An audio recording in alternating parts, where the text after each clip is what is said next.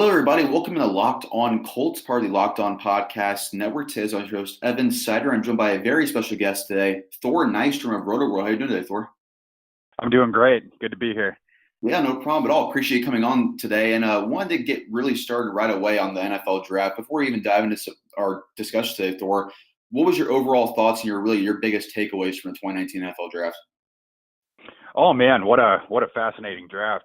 Coming into this year, you go back a year, we knew it was going to be an awesome front seven class, and that it was going to be sort of down in the offensive skill positions, and that proved to be true. And that was even before we knew that guys like Quinn Williams were going to jump through the roof and stuff like that. And so it got even stronger, and that made for a very unpredictable draft. As we got in there, both on Thursday night and then getting into Friday, but just the fact that you had, all these guys in the front seven, that were these sort of consensus top 15 prospects. And then there was, these varying opinions on, the quarterback class, but then also even, the wide receiver class. I mean, for the longest time, people thought DK Metcalf was going to be the top guy up the board, a top 15 pick. He was the last pick in the second round.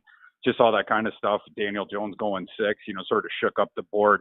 The NFL decided late that they were out on Haskins, so he falls down the board a little bit.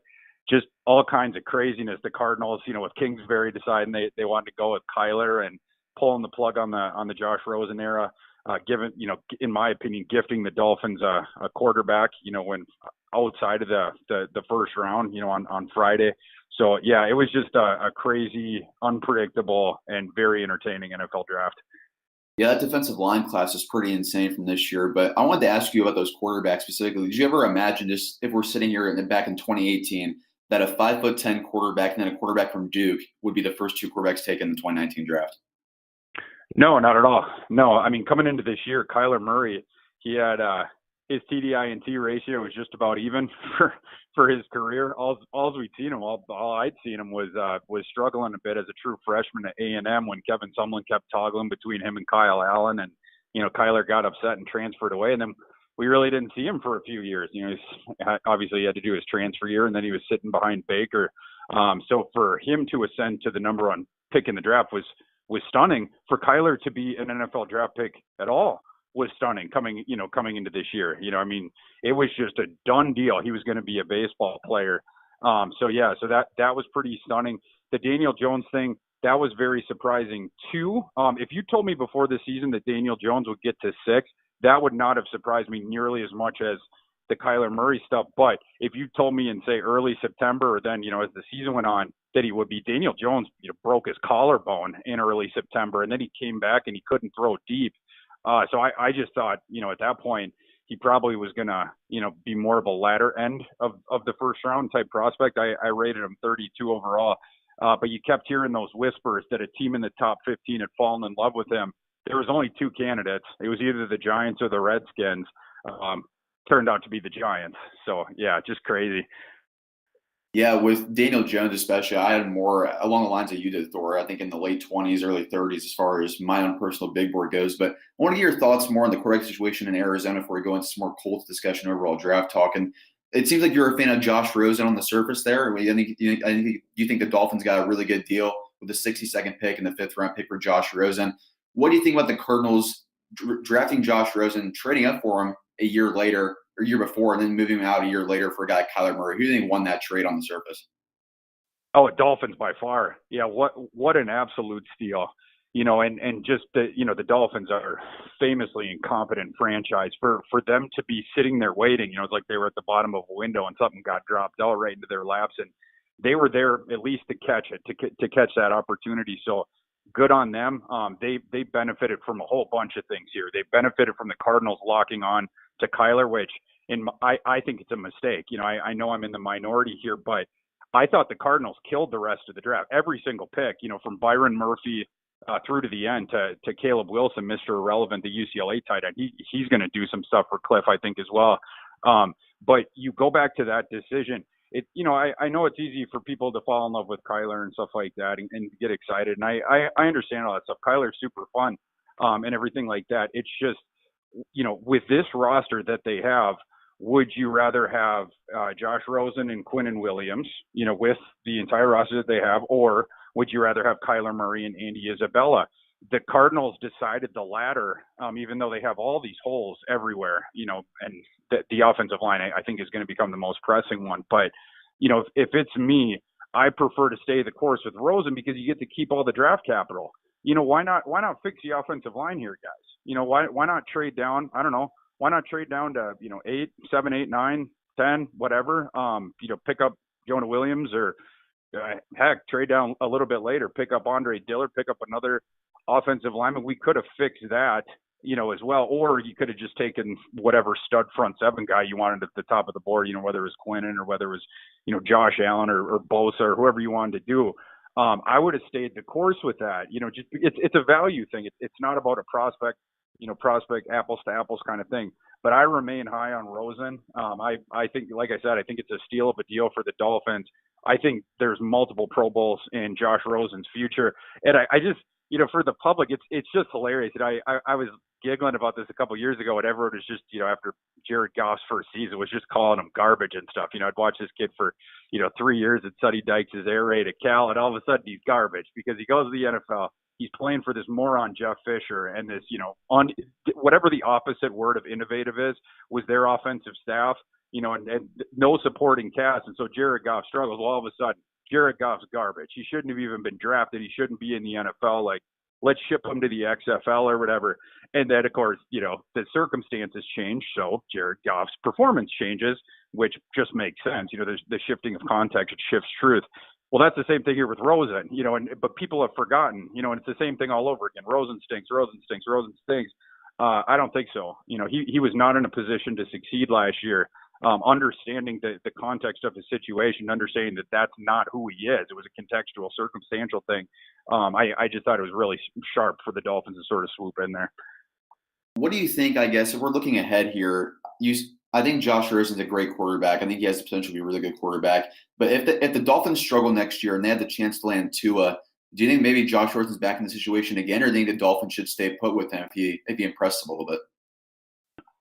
Well, that would be hilarious. Yeah, I mean, if because the Dolphins supporting cast is so bad, they struggle again, and they're at the top of the board again.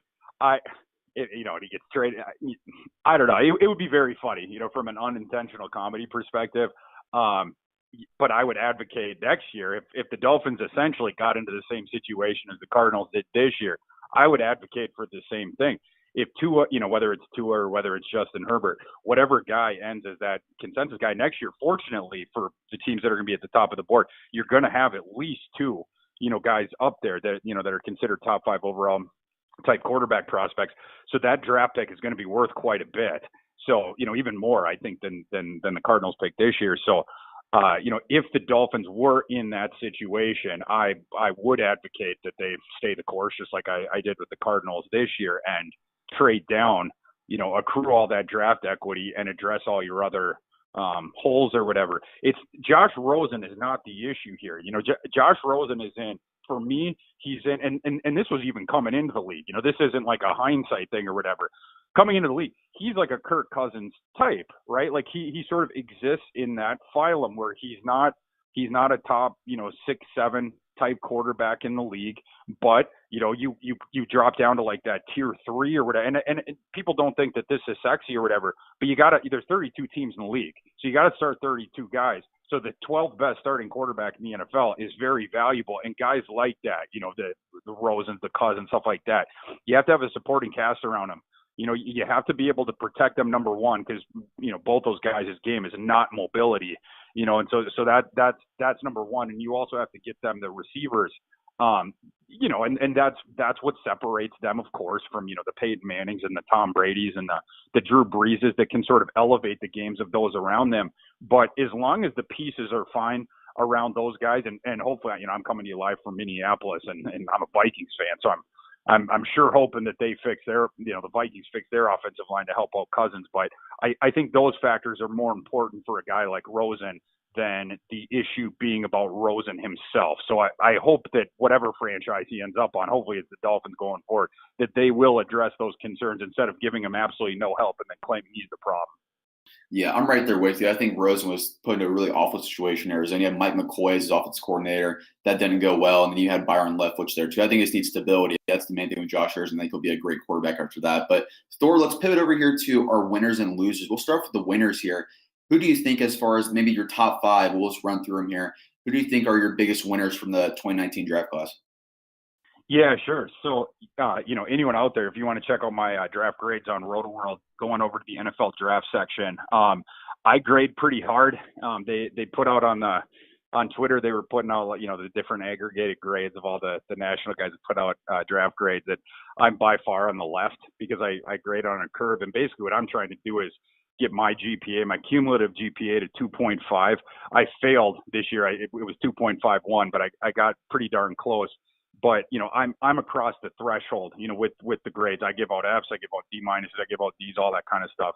But starting at the top of this thing, I gave out 2 A pluses this year to the Titans and to the Redskins. I thought those two teams absolutely killed it, pick by pick by pick by pick.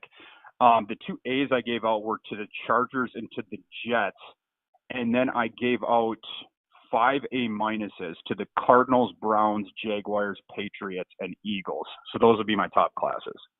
Yeah, that's really interesting about the Redskins there. Since the Colts were involved in their pick for Montez Sweat, were you surprised to see the Colts move back from 26, even though they accrued that 2022nd? Would you have stayed on the board there if you're the Colts and maybe pick a guy like Montez Sweat or somewhere else? Yeah, I wasn't necessarily surprised because I thought that the Colts might be targeting that cornerback. And in fact, I thought, we might see Rock there in the first round. And I think, the one thing I'll compliment the Colts on, in this draft was reading the tea leaves on that one and knowing that the cornerbacks were going to get, sort of shoved down the board a little bit. They knew that they could move back and still get a kid that they liked. So I definitely applaud that move of moving back. Now, I love the Montez Sweat pick. I absolutely love that. I think that kid should have gone in the top 15. Now, I don't know his medicals. I'm not privy to them. I don't get access to them or whatever. So I don't know how bad that heart condition is. But assuming that it was cleared by my team doctors, that he wasn't going to be compromised, that this isn't something that could cut his career short, anything like that, he's absolutely a top 15 prospect for me. So, yeah, just in terms of value, I love that. But from the Colts perspective, I think that's, they were very specifically wanted a specific position at the top there. And because of the way that the draft was falling to them, they knew that they could hop back, accrue a bunch more draft equity, which is something that I'm a big fan of, as is, like we were talking about with Kyler or Daniel Jones, sort of for me is the opposite is squandering of it. And in this case, it was sort of, getting what you wanted, but also getting draft equity out of it. Yeah, that's a really good point to bring up there. And I wanted to ask you this as far as your other winners go. With the AFC South, I feel like in the last 2 or 3 years, it's gotten really improved, and it's one of the more underrated divisions in the NFL. How do you feel like the Titans and the Jaguars and the Texans did? Because I know your grades, your snap grades, and you get the Colts the lowest one in the AFC South, but how do you believe that your other competition in the AFC South did? Yeah. So, as far as the Titans go, really, really like their class because they got Jeffrey Simmons in 19. Jeffrey Simmons is a kid that, for me, he's a top 10 talent in this class, and darn near would have been top 5 if not for the ACL and the off-field incident. I talk a lot about the off-field incident in my column. There were some contextual things that I think people weren't taking into consideration about that, not to excuse it, but that, there are things that explain the background of that. And then the other thing people need to keep in mind is Jeffrey Simmons went to Mississippi State and was an absolute model citizen, model student, model everything. He was on the honor roll. He talked to kids. He was on the leadership council. All this different stuff. As the coaches rave about him, his teammates rave about him, all that kind of stuff. And just a fabulously talented interior lineman. So getting him at 19, I thought was huge. A.J. Brown at getting him in the second round at 51 overall is an that's highway robbery. It's ridiculous that the NFL shoved him that far down the board. Like, that kid can absolutely play. Even if A.J. Brown never develops again, he's worth the 51st pick, and he's probably going to keep developing. So, and then Nate Davis, Nate Davis is a solid pick. I think that was just sort of hitting a single there in the third round. That's about where I had him. Amani Hooker, man, another just absolute steal. He, in my opinion, should not have been available in the fourth round. DeAndre Walker was another guy. I ranked him in the third round. He ends up going in the fifth. And then David Long there, the linebacker they got over West Virginia. I thought that was an inspired gamble too. as far as the Jaguars go, they had a really interesting draft because they got to take advantage of circumstance. And in circumstance, this case can be read as Dave Gettleman, overdrafting the heck out of Mr. Daniel Jones. That shoved Josh Allen down the board. And so they had to, the Jaguars had to take him. For me, I had Josh Allen ranked number 2 overall. He's available at 7. You throw your other plans out. I'd been mocking the Jaguars, TJ Hawkinson, since February, since way before it was popular to mock TJ Hawkinson in the top 10. I thought that was such a great fit, for Hawkinson and also for the organization. I'm very, very high in TJ Hawkinson, obviously.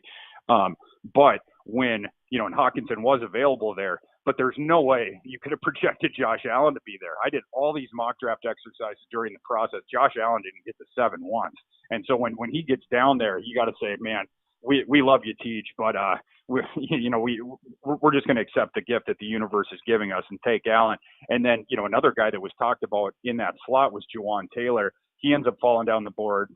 There's rumors of a potential injury, stuff like that. But I don't think it's anything that's going to linger on, in the future of his career or whatever. So for him to drop into the 35th slot when some people were talking about him as a top 10, top 12 type pick, that was huge. And then I liked the rest of their draft as well. And the last team we were going to talk about was the Texans, right? Correct. Yeah. Yeah. So I gave them, and I think the Jaguars, I gave an A-. I gave the Texans a B.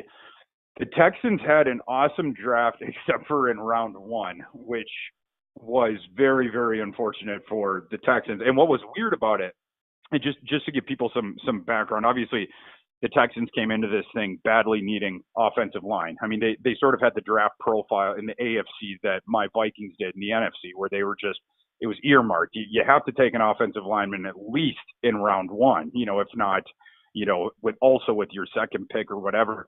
And so we all knew that that's the way that they were looking. And Andre Dillard was the bonanza, I thought, for both the Vikings and for them. But the Vikings ended up getting Bradbury, which is, also a bonanza scheme fit for them or whatever. But Dillard ends up falling way below where he should have fallen. And I had been told in the pre-draft process by someone close to Dillard that the Texans loved him. And this guy was telling me, he said, watch out for the Texans trading up, to secure Dillard. And so I was like, oh, okay. Well, then Dillard falls down to the Vikes. And obviously, I'm a huge Dillard fan. And so I was hoping that they take him. They took Bradbury, which was, entirely understandable. But then, that means that Dillard starts falling down a little bit more. And so I'm like, man, the Texans are going to trade up. My buddy, they're obviously going to trade up. It's not even going to cost that much now. And then Dillard gets one pick in front of them. And it's like, all right, Texans, do it now. You only need to give up two late day 3 picks or whatever to get up a spot. Just do it. And they didn't. The thing comes on like trade announcement, and I'm like, oh man, the Texans did it. Good for them. And then it comes up that the Eagles did it, and hopped them or whatever. And I just thought that was so poorly done by the Texans. Dillard was right there for you. And all you would have had to do, I think, looking at the trade that the Eagles, ended up making for that pick, I think that the Texans only would have had to give up their 5th and 6th round picks to move up that one slot. But they get usurped by the Eagles, and, the Eagles hop them for Dillard. And then all of a sudden, the Texans are like, oh crap. It was like with the Bengals last year when they wanted Frank Ragnow in the 1st round, and they get, the Lions unexpectedly take Ragnow right above them. And the Bengals are just like, oh crap, what do we do? What do we do? What do we do? Okay, who's the next center on our board? Okay, let's call in Billy Price. And it seems like that's what happened with Titus Howard. Outside of that, though, so I hated what they did in the 1st round, the Texans. That was really poorly done. But after that, I thought they just destroyed it. I mean, and they got several guys that I was very, very high on, like, plant the flag kind of guys. So I love the rest of their draft. I just didn't like the 1st round. So that would be my rundown of the division. Yeah, as far as the AFC South goes, they definitely reloaded, and they're going to give the Colts a good run for their money next year as far as the AFC South goes, with everyone else really getting better throughout this draft class. But Thor, let's pivot over here to your biggest loser of the draft class. Who do you have as far as your top 5 for your biggest losers? So my 2 Fs were the Raiders and the Cowboys. Those 2 fan bases aren't very happy with me right now. I gave a D- to the Dolphins, but I'll say, my grades, I do not bake trades into them. I think it gets too wonky. You go down too many like alternate realities. You have to follow these trades back or whatever. For me, it's just about picks in the slot. That's what my grades are. So the Josh Rosen thing, that's not involved in there. I'm just, the picks that you're making with the slots that you have, are you getting value there? Are you filling your needs, et cetera? With the picks the Dolphins made, I didn't like them. So, I gave them a D minus. And then I'm really sorry, Colts fans, but moving up to a D, my two Ds were Colts and Giants. Let me ask you more about the Colts then. What stood out to you as far as why they deserve such a low grade? This has something to do with the form of draft grades on their own. Is that, of course, my grades are based on my pre-draft work on these prospects and where I rank them, right? And so if a team just so happens to take, let's say, 4 or 5 guys that I happen to be lower on than the industry consensus, I am naturally going to grade that team lower. Now, Colts fans right now say, you idiot, you think you're smarter than Ballard? No, I do not think I'm smarter than Ballard. I am not omniscient. I did do the work on the players, though. I went 500 deep in my rankings, and I researched all of them, watched all of them. And just with my read on it in the pre-draft process, I had a lot of the guys that the Colts picked lower for reasons that we can get into. So it was solely about that. Although, again, I'll give another caveat. I mean, I am not smarter than Ballard. Again, I'll say that. I hated the Darius Leonard pick last year, and it was about, I think it was mid-September when I watched the Colts game, and I'm like, man, you dope. You missed on that one pretty bad, didn't you? And then in early October, I made amends for it, where I found a prop where it was, I think I got 3-1 on Darius Leonard, a prop to win Defensive Rookie of the Year. And so I figured that was my amends to the universe, was by laying it on Darius, and he cashed it out for me. So I appreciated that. Thanks, Darius. Hey, there you go. That definitely makes up for it there. So as far as we can go into more detail now about the Colts picks, since you have them lower than consensus, who do you stand up to as far as the lowest on your board that maybe the Colts reach for on your own personal one? For me, I would say probably Banagu. I think Banagu was a guy where I was just way lower on him than almost everybody else. I watch a lot of Big 12 football for work. For folks out there, I don't cover the NFL. I cover college football. It's what I do year round up until, after the national title game through, the middle of May or whatever, I'm NFL draft. And then I go back to college football. And I specifically cover a lot of the Big 12 and the Big 10. And so I watched those guys, watched a crap ton of their games throughout their careers. But Nagu was a kid I was extremely excited about, heading into a couple of years ago, heading into like 2017, whatnot. He'd been a kid who was overlooked, a Texas kid who'd been overlooked, a toolsy kid. Similar, by the way, in some ways, in terms of his recruiting process, to Hakeem Butler, who happened to be in Texas, during that time as well. Hakeem had moved from Baltimore down there, but he was another overlooked guy who had, tremendous size and athleticism, but was just extremely raw. And so those big Texas programs overlooked him. Hakeem obviously ended up going to Iowa State, and Banagu, he couldn't even get a P5 offer. So he had to go to UL Monroe. He dominated in year one. And then, the schools around the country were like, oops. And Banagu wanted to stay home. So he went to TCU. His career was solid, but for me, when I was watching the games and stuff like that, it never completely lived up to where I wanted it to be. There are a few specific holes in his game, and this is going to be very interesting for me, as far as like evaluating, because I'm always looking for where I made mistakes. Darius Leonard, that was an important lesson to me, and so there was some rangy type linebackers in this class that I moved up merely because of that mistake, where, you're looking for some stuff like that. So I'm always, looking to course correct and stuff like that. And, maybe this is a case where, I'm making the same mistake twice, with Banagu. But my issue with him is he's an edge defender who struggles very much with power, and he can get jarred off his path pretty easy too. It's not like you got to square him up to maul him down. in terms of like contact balance and stuff like that off the edge, it's just not the best. And so he was able to beat, some of these mediocre Big 12 tackles with speed, stuff like that off the edge. But he struggled more when he was engaged. And so like for those reasons, I'm just a little bit lower on him. Also, he's sort of older as a prospect. He just turned 23 in January, so he's going to be 24 at the end of his rookie season. So for those reasons, I do have a bit of concern, but I also understand why people like him and why the Colts liked him. Obviously the athleticism is insane. He's in the 97th percentile of edge defenders at the combine. Led the Big 12 in quarterback pressures last year with 60, had 28 run stops. So he also led in that. I don't think he's going to be a plus run defender in the NFL, but he did do that, and so there is a proof of concept on, at least as far as that goes, to give the counterpoint. And he was productive in college.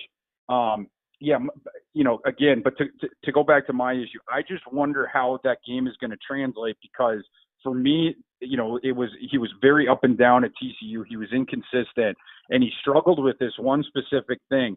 And in college, you'll see this, every year or so, where you'll have these guys that can put up big time stats because they're just longer and faster than everyone they're going up against. But once they have to engage, and Banagu he's not running around anyone in the NFL. It's not going to happen. So now he's going to have to be confronted with this big weakness of his. He can't just take it off the table by out athleticing you. And so we'll see if he can do it. But that was my trepidation with Banagu, and that's why I ended up dropping him beneath some other edge defenders where I'm more comfortable that, of the floor, basically. The risk profile for me was mitigated in these other situations. I'm curious to your thoughts about this, Thor, because Chris Ballard said in his post-draft press conference that he was actually going to move Banagu from edge to Sam. That he thought his rangy speed reminded him a little bit of Jamie Collins. What do you think about him moving to linebacker? Okay, that I think is brilliant. I had not heard that before. What's really funny about that is I considered and in fact, I believe in my first draft, I actually ranked Banagu with the linebackers. And I got on Twitter, I got some comments about like, why don't you have Banagu on edge? Why don't you have Banagu on edge? And, the reason was because like Banagu was better in coverage, like in some of these other things, that are more, typically off ball type traits or whatever, than you would think. He was better at the things that like people did not discuss than he was with the edge rushing thing. Like, his edge rushing, the stats look great, but you gotta understand, like, Gary Patterson's one of the best defensive coaches in America, and he was sending Banagu all the time, putting him in the best spots, whatever. They were trying to leverage his strengths against, basically the opposing team's like slowest tackle off the edge there. So it's like, you have a pitcher in college baseball that can throw 102 miles per hour. Well, you're never really going to develop his changeup and his curveball or whatever, because he can just blow it by everybody. But yeah, I went through that thought experiment probably like in mid-March or something, where it's just like, is Banagu actually an off-ball linebacker, but just nobody realizes it? That is really interesting. Thanks for telling me that, because I did not know that anyone else in the NFL had that thought, and it's not surprising that it's Ballard, and it's also not surprising that he pushed him up for those reasons, because maybe some of these other teams that were viewing him as a traditional edge had some of these same concerns that I did. Like, how is Banagu going to beat some of these power tackles in the NFL that also can slide in front of them? It's just sort of hard to project. But yeah, you weaponize his athleticism and his length out there, where he can cover, he can run around, he can go sideline to sideline, stuff like that. That might be a better use of his skill. So yeah, that's pretty interesting. Let me ask you as well, Thor, about the first pick they had at pick 34. They moved back, still got their guy they coveted. Evan Silva mentioned he was the top cornerback on their board. Rocky Sin of Temple. Yeah, Rocky Sin's very interesting. He's another guy that I had just a bit lower. I ranked him 49th overall. The Colts took him 34th. I'm not going to quibble with that at all. That's fine. Because he's their guy. He's a better scheme fit. That's close enough for me in the range, right? I don't consider that a reach at all.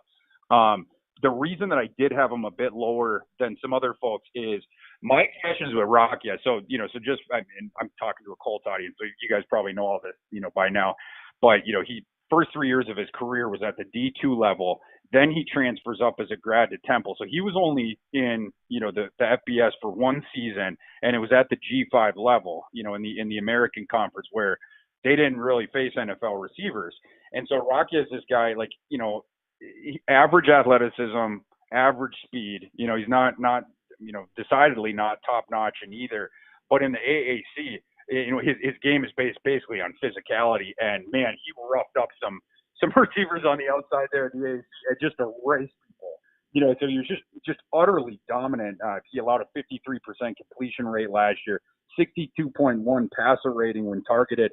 I think, people probably know this stat because it was one of the most sterling ones on his sheet. Didn't give up a single reception over 20 yards. And he was also just rarely tested deep. There was only 9 targets that ended up going that far.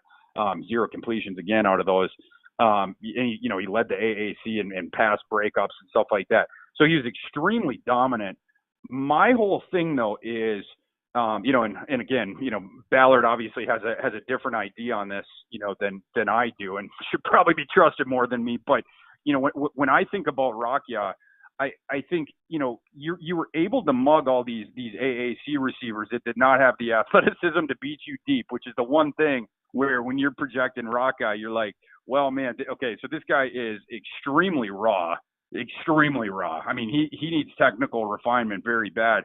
And then he also lacks that high-end athleticism. And you just start to wonder, like in college, there was no receiver that he was confronted with that could take advantage of those potential weaknesses. They could never sort of call him out on it, and so Rakia basically was just free to just do his mugging thing, and just play physical and knock these guys around or whatever, and no one could do anything against him.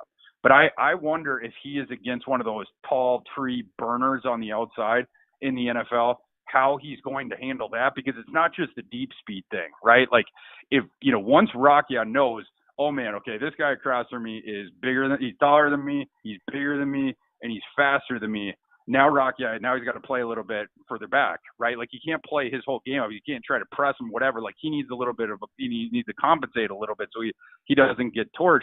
Well, then I get concerned about if that stuff starts to happen. I was already some of these AAC receivers, they could get him sort of like the way that I put it was sort of like rocking back, like in a rocking chair. Some of the smaller, like shiftier guys, when he was in the intermediate area, because again, the footwork is not there yet. And so like if he has to start compensating for something like that, and all of a sudden they can start using the compensation against him as well, in the intermediate area too, that was my concern. Now, I still rated him as a mid-second round pick. It's not like I disliked the kid. In fact, I like him quite a lot. Coaches fall in love with him. Everyone that went down to Mobile, at the Senior Bowl, everyone fell in love with Rakia. Like just a great attitude, competitor, everything like that, play style. He's one of the few corners that your eye sort of gets drawn to him on the field because he's such a fighter. I just wonder about that translation. And so, for me, it's very similar to Banagu. The risk profile for me just ended up being higher than some other guys in the industry. And because of that, I had to move a couple of corners over him that I was more comfortable with because I thought, that they were less risky selections. One more prospect I want to hit on with you, Thor, before I let you go. Appreciate the time as always. Is Paris Campbell of Ohio State. And I know Colts fans, I think this is the most excited pick the Colts fans have right now because they imagine him alongside a Funchess, a Hilton, and Eric Ebron, Jack Doyle, and imagine a lot of possibilities with a guy like Paris Campbell. What's your thoughts on him? Yeah, another one I was just a bit lower on. I had Paris 76th overall. He went with the 59th overall pick in the second round. Obviously crazy athletic, 99th percentile athleticism, at 6'2", 205, he's a well-built kid too. So I understand all that. He's also an awesome kick returner. He was one of the Big Ten's better kick returners. So, and last year he went nuts, 88 catches, 1,062 yards, 12 touchdowns. My issue with him is, well, it's a couple different things. He can't catch balls downfield. He made 2 catches over his entire career, folks. This wasn't last year. This is over his entire time in Columbus. He had 2 catches over 20 yards downfield. For me, that's a little bit troubling. He also doesn't make contested catches. Over the last 2 seasons where he saw a ton of targets, keep in mind, near 200 targets last couple of seasons combined. He had 9 contested catches in 17 opportunities. for, the speed guys in this class, that was on the very bottom of the spectrum. So the way that I see him is it's sort of like in the NBA with like a 3-point specialist where Paris cannot manufacture his own space. The touches and the space need to be manufactured for Paris. If he gets both of them, though, if it is manufactured for him, he can get on that runway and get into the end zone very quickly. But he's, I think because of those limitations, he's a gadget type slot guy, where it's a lot of like flat routes and stuff like that. Like it's a lot of stuff in the short area. He's basically a more running back than receiver but his handoffs have to come on the perimeter. So, you put him on the phylum of like, Percy Harvin and Curtis Samuel and Tavon Austin, like, guys like that or whatever.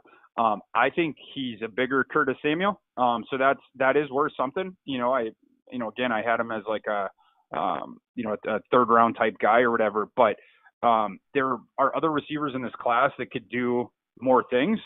And so for those reasons, that's why I put him down, just because I see him as more of like a gadget type guy. I'd be remiss not to ask you this question, Thor. Did you have EJ Speed in your top 500? Because I had no idea who that was when they drafted him. No, I did not. He was I think there was 5 guys that weren't, but it's funny because the name jogged something in my memory. And so I looked him up and he was the kid that got arrested for the I don't know if it was a syndicate or whatever the heck the thing was. The charges were eventually dropped, but it was a strange pick because that's the kind of pick you make in the 7th round. I don't know who, and who knows, maybe Ballard and those guys, maybe they knew of other teams that were sniffing around EJ Speed in the 6th round. Certainly Speed fits, the Colts sort of prerogative. I mean, Ballard loves to draft these sort of rangy athletic linebackers or whatever. So I understand the dart throw. It just seemed kind of odd when there was like a whole bunch of other guys on the board that had sort of proven track records and didn't have the risk profile, on any metric. They hadn't been arrested for, criminal activities, but also that they've proven the concept in the FBS and stuff like that, whereas EJ Speed hadn't. But as far as just a project that you're gonna throw a dart on, he is interesting. He's a kid who was a former quarterback, former wide receiver. He's very productive last year at Tarleton. So, worth a dart throw, I suppose. For me, it's a little bit early, but heck, it's late day 3, and Ballard knows what he's doing, so why not? Thor, before I let you go here, one last question for you. What's your overall thoughts on the Colts and their draft strategy the last 2 or 3 years under Chris Ballard? Man, you can't argue with it. That guy gets it done, and it's the kind of thing where I was afraid to give the Colts a D because Chris Ballard is so sharp and his team is so sharp. You're sort of going against these guys who have proven to be the smartest guys in the room. But on the other hand, I'll say no team dominates every draft. They don't. We have some analytical guys at work who have run some studies on this where it appears that the way that evaluators differentiate themselves from each other is in the 1st round, and then the relative success of picks after that goes down, where it becomes sort of statistically insignificant, and ergo there can be front offices that you think are elite because they have a couple good draft classes out of the gate tend to regress, and so I'm not saying that that's what's going to happen here, but I don't know. I didn't love having to grade them that low because I do think it's such a sharp organization, and the Colts have a guy who's from my little hometown of Brainerd, Minnesota, and Joe Haig. So I root for the Colts anyhow. But we'll see how it goes. They've certainly proven the concept themselves. Hey, Thor, this is really fun. I appreciate the time. If you guys want to follow Thor on Twitter, it's @ThorQ, @THORKU. Thor, appreciate the time. Thanks so much. Appreciate it.